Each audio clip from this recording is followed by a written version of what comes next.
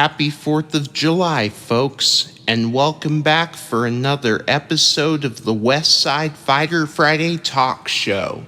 I'm your host, Clay, and today we're going to get started on the 4th of July with another very special guest.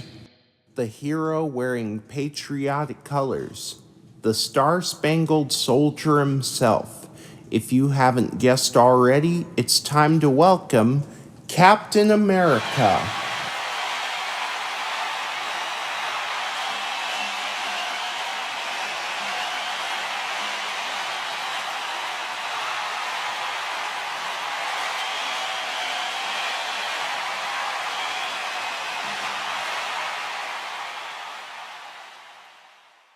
Hey there, Cap.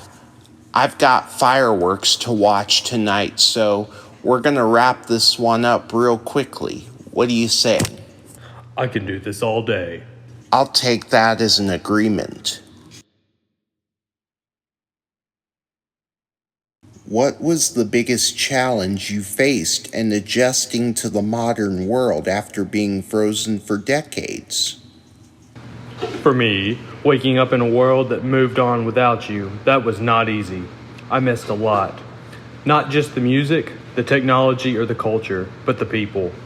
Everyone I knew was gone or changed.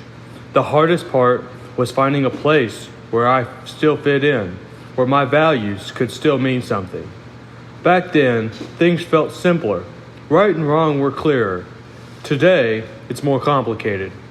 But I still try to hold on to what matters, standing up for others, doing the right thing.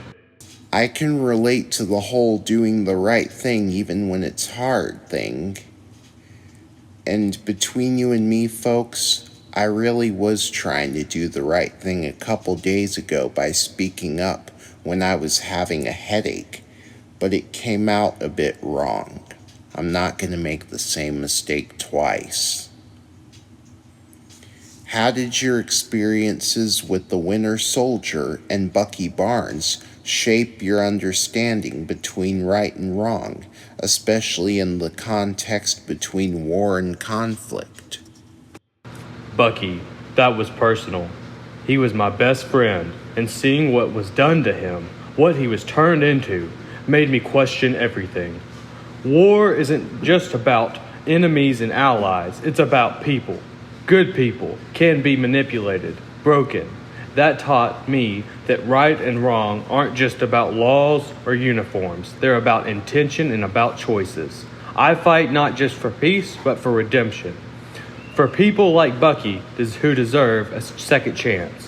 What are your thoughts on the legacy of the super soldier serum, considering its use and misuse throughout history?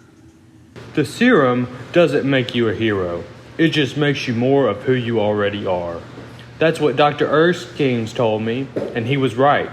In the wrong hands, it turns ambition into tyranny. In the right hands, it can protect the innocent. But the truth is, no one should need a serum to do the right thing. It's about character, not power.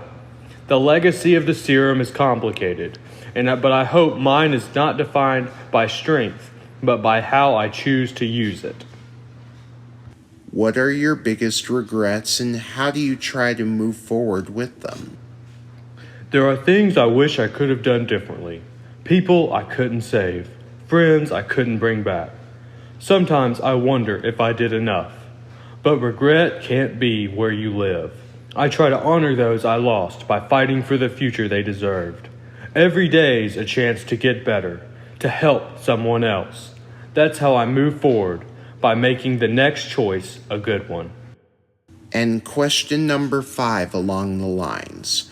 What does it mean to be a hero in the modern world, and how does that differ from your understanding of heroism in the past? Back then, being a hero meant putting on a uniform and heading to the front lines. Today, it's not so simple. Heroism now means listening, standing up for when it's unpopular, protecting the vulnerable, even when there's no glory in it. A hero isn't just someone who fights. They're someone who serves. The world has changed, but the heart of heroism has not. Doing what's right, no matter the cost.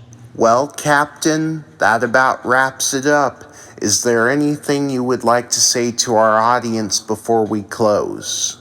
I'm just a kid from Brooklyn. I don't like bullies.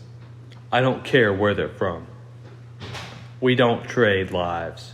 I don't like bullies either, 'cause they get on my nerves. Especially when they mess with me or my friends. And bullies out there, don't you dare mess with me, 'cause I will. You know what. So by the way, folks, that's all the time we have for today on the 4th of July. Tune in next time, folks, for another episode of the distinguished Westside Fighter Friday Talk Show.